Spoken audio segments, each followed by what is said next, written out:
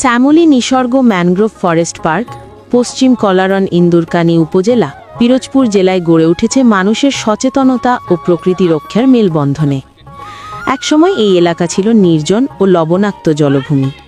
পরিবেশ বান্ধব চিন্তায় স্থানীয় প্রশাসন ও জনগণের সম্মিলিত উদ্যোগে এখানে ম্যানগ্রোভ গাছ রোপণ করে গড়ে তোলা হয় একটি সবুজ পার্ক।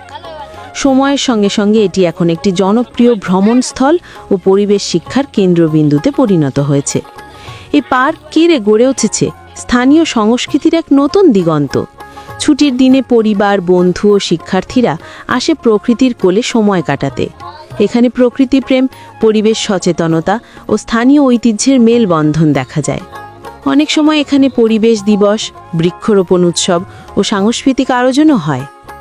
এখানে নানা প্রজাতির ম্যানগ্রোভ গাছ, জলজ প্রাণী, পাখি ও প্রাকৃতিক সৌন্দর্য একসাথে মিলেমিশে একটি নিসর্গের চিত্র তৈরি করেছে। এটি শুধু বিনোদনের জায়গা নয়, বরং প্রকৃতি সংরক্ষণের এক জীবন্ত উদাহরণ। শ্যামলী নিসর্গ, সবুজে ভরা জীবনের হাসি।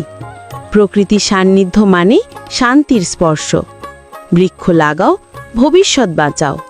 শ্যামলী নিসর্গ ম্যানগ্রোভ ফরেস্ট পিরোজপুর জেলা ইন্দুরকানী উপজেলায় পশ্চিম কলারন অবস্থিত একটি প্রাকৃতিক সৌন্দর্যে ভরপুর বনাঞ্চল। এটি ম্যানগ্রোভ গাছ, পাখি, মাছ, কাঁকড়া এবং অন্যান্য